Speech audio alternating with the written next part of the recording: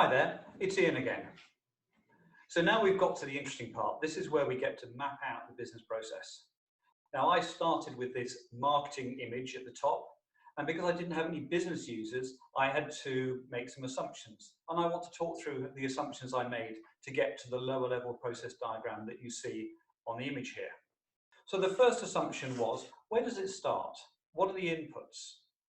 In this case, it's incoming lead. So where does that lead come from? Who's generating it? At what point does that start? Is that already in a system, or is that coming from a customer? The second assumption is, what are the outcomes? When we say it's the commission revenue cycle, does that mean revenue is booked? Does that mean the commission has been paid? So again, I had to make some assumptions about that. Where is this deal closed, and in what process step is it closed? The next assumptions I had to make were, where are the handoffs? The handoffs between different roles, the handoffs between different systems.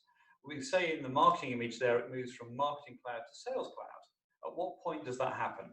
And then not just the systems, but what are the different roles? What are the different responsibilities in terms of those handoffs?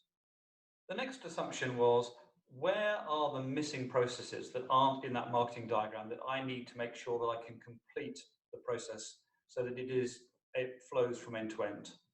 And in this case, shipping a product is a missing process in our marketing diagram, but clearly that is important for the end-to-end flow.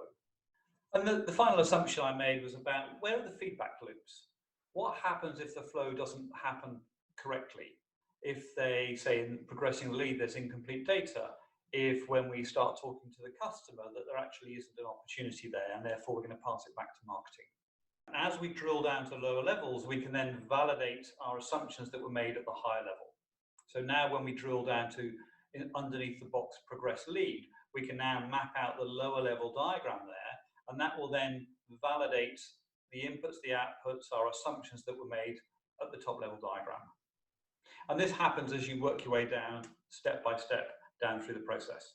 And quite often, when you're mapping a lower level process, you will have to come back and make some changes to the high level process diagram because there were some assumptions made or there's not more information. Now you're getting into the detail. And that's the power of this hierarchical mapping. So back to the